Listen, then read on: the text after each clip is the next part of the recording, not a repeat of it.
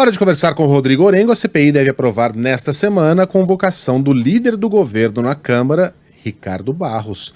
E vai mirar também naqueles servidores, né, Orengo, citados pelos irmãos Miranda, os Miranda Brothers, em suspeitas na compra da Covaxin. E aí, o que a semana nos reserva, Orengo? Bom dia para você. Muito bom dia, Megali. Carlão, bom dia a todos. Olha, emoções, viu, Megali? A CPI realmente reserva muitas emoções para essa semana, porque temos o grande fato novo. Realmente a CPI agora muda de postura, muda o foco, e já pode anotar aí, viu, Megali? Pode apostar. A CPI vai ser prorrogada. Depois desse novo fato aí, e a investigação agora partindo por um outro rumo, os parlamentares vão alegar que precisam de mais tempo, né? Então deveremos ter mais 90 dias aí, até porque o prazo vai se esgotar já em agosto, né? Então teremos aí a CPI se arrastando por mais um bom tempo e agora com esse foco estabelecido para suspeitas em contratos de vacinas, ou pelo menos naqueles acordos firmados entre o governo e laboratórios. Qual é a figura-chave agora para a investigação? É o líder do governo, Ricardo Barros. Essa foi a grande novidade, o depoimento de Luiz Miranda e do irmão dele, Luiz Ricardo Miranda, na sexta-feira, que se estendeu aí até a noite. Foi justamente à noite que, depois de muito pressionado, o deputado Luiz Miranda disse que esteve com o presidente, fez as denúncias, fez as acusações de pressões indevidas para comprar a Covaxin. O presidente, segundo o deputado, disse que ia chamar a Polícia Federal para investigar isso e disse ao parlamentar, segundo ele, que o deputado Ricardo Barros estaria por trás disso, né? Mais uma do Ricardo Barros, líder do governo, seria uma expressão parecida que o presidente teria falado, né? Agora, o Ricardo Barros, ele vem à tona porque ele é autor de uma emenda que facilita a importação dessas vacinas, principalmente da Índia. Por isso que tem mais suspeita a respeito dele. Ele vai ter que falar com os parlamentares, já se colocou à disposição da CPI e já veio a público para negar qualquer tipo de irregularidade. Ele já foi ministro da Saúde, então tem muito a falar para os senadores, mas não só ele, Megali, também servidores, que segundo Luiz Ricardo Miranda, que é o chefe de importação do Ministério da Saúde e irmão do deputado, servidores que teriam o pressionado fora do comum para comprar essa vacina da Covaxin. Em que pé está esse contrato agora, esse convênio do governo? Olha, por enquanto o governo não desembolsou, e é isso que o governo está alegando. Olha, não tem corrupção, porque não tem desembolso, a gente não deu um centavo ainda para essa vacina. Tem dinheiro empenhado, né? E o Ministério Público já está investigando, então já passou pela CPI, já ultrapassou os limites da CPI. E nesse momento, Megali, não basta apenas dizer que não teve desembolso, né? Até porque o Ministério Público está investigando e, se identificar irregularidades, vai pedir punição, né? Então, é um momento novo da CPI, a gente tem aí um novo fôlego e é aquele velho clichê que a gente sempre ouve, sempre quando inicia uma comissão parlamentar de inquérito. A gente sabe como começa, mas ninguém sabe como termina, porque começam a surgir aí novas suspeitas. Até porque o Luiz Miranda está falando muito grosso, né? E quando eu falo Luiz Miranda, eu estou falando do deputado, né? Tem o Luiz Ricardo. Eu precisava ter colocado o mesmo nome nos dois irmãos? É o nome do meio que muda, né? Ele é Luiz Cláudio e o irmão é Luiz Ricardo, né, Orengo? Não é isso? Para confundir nossa vida. Eu conheci uma família também que o irmão era Luiz Gustavo e o outro irmão dele acho que era Luiz Eduardo e o pai chamava Luiz também. É uma loucura, né? Isso, né? Agora, ele tentou se esquivar, né? Ali, disse que não lembrava e tal. Até quando ele ia segurar essa história? Tava afim de falar, né? Tava com vontade de falar. No final falou assim com aquele tom de desabafo. Chorou. Quase que foram lá e entregaram o Oscar para ele. Não que ele não esteja falando a verdade, eu acredito que esteja. Mas ele deu um tom de dramaticidade, né, na coisa toda. Que presidente é esse? E ele tá falando grosso e sugerindo que pode ter provas materiais, né? Numa entrevista ao antagonista, Orengo, ele sugeriu, não afirmou, tá? Mas sugeriu que pode ter feito uma gravação do presidente.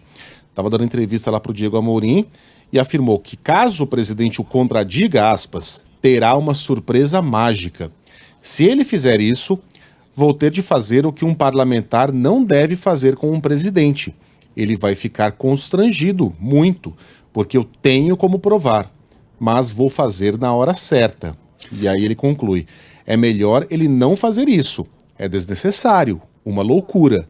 Se ele fizer, esquece 2022. Fecha aspas.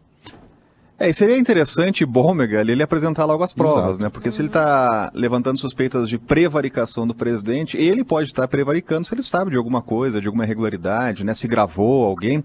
E não seria novidade, né? Algo que é muito ruim numa relação institucional, republicana, se gravar uma autoridade, ainda mais a autoridade máxima do Brasil, mas não seria novidade, né, na nossa história. De qualquer forma, agora a CPI tem elementos aí para sair daquela coisa de ficar correndo em volta do rabo, né, aquela história do gabinete paralelo, dos medicamentos, que realmente aquilo lá estava já desgastando a CPI, e agora tem novidades, né? Então, nessa semana, apesar de ter já uma agenda aí de depoimentos, né, novos requerimentos vão ser aprovados, e essa agenda deve mudar, né? Porque o foco agora passa prioritariamente aí para a Covaxin.